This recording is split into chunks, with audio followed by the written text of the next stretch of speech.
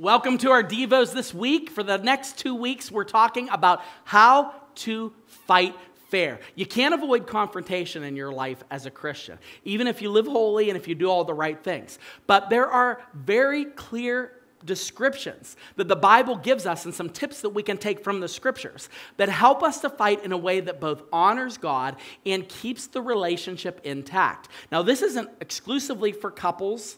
It's not. It'll definitely help you in your marriage. This is for any kind of conflict, whether it's with family, whether it's with friends, coworkers. You're going to have conflict. The closer you get to someone who is just as sinful as you are, the greater the chance you're going to have for an opportunity to have conflict. So today, I want to ask you this question when you're about to get into conflict. You ready? Here's a big one. All right? So buckle up. Okay, hold on. Here it is. Ready? Can I just let it go? All right, now, this is shocking, okay?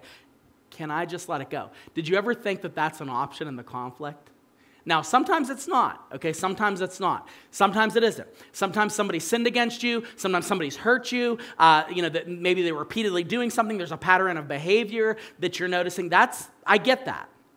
But did you know one of the most beautiful things is when somebody does something to you and you can just let it go and forgive it quickly?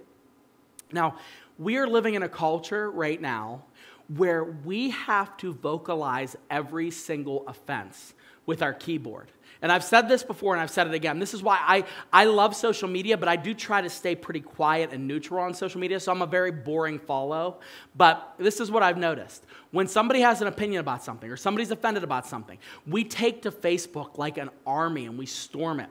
And then we vague booking like, oh, I hate when Christians think they're Christians and they say that you should do that. That's all. No one cares. No one cares what you say. No one cares what you're saying because of the way you're saying it is so absolutely repulsive. And everyone knows you're offended. No one cares. All you're doing is like you become a creature. I don't know how else to describe it. And that's all we see. And essentially, that's kind of what's shaped our political culture that we're in right now. That's shaped the vaccine mandate and the opinion you have of that and all the different things. Can we get the vaccine? Like everybody has an opinion. And the way that you frame that is how offended you are. And the thing that's interesting about offense in 2021 is you get offended that I'm not offended with you. How cool is that? You get offended because I'm not offended with you. So, Pastor Sam doesn't even... Okay, that's the way it is. I'm going to quit doing that voice because I think I'm wearing it out a little bit.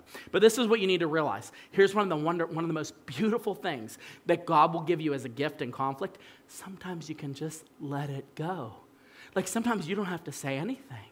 You don't have to vocalize every thought you have. You don't have to go to your spouse with everything that irritates you about them because those things are legion. I've been married to my wife for 15 years. I have been annoying this poor lady for 15 years. There are things that I do that annoyed her as much as I did the day that we were married. But she still hangs out with me. Now she has no choice. We have all these kids, and no one else is going to help her raise them, so she's stuck. But essentially, one of the things that makes a marriage good is the ability to say, I'm letting this go. I'm letting it go. I don't have to bring this up. You don't have to. And remember, God is not holding you accountable for always being right. He's holding you accountable for loving people, okay? That's the thing you have to keep in mind. I heard that quote from Craig Groeschel. But essentially, here's what it says in Proverbs. Good sense makes one slow to anger. So the wise person is slow to get torqued up about everything. And it says, and it is his glory to overlook an offense. I love it if you could write down every day. You know, we tend to always write down things that bother us, or we talk about things that bother us. I would love for you to start to pile up things that like you forgave. And you're like, I gave that up. I didn't even get upset about that. It's awesome because it's a glory. It's a great thing. It's an awesome thing. And it also shows this, that you are a person who is not moved. You are a person who doesn't get offended easily because we're not called to be offended. We're called to love. So I want to suggest to you before you enter into a conflict, whether it be with your spouse, whether it be with somebody in your family, a sibling, a coworker, I want you to ask yourself this question. Can I just let this go?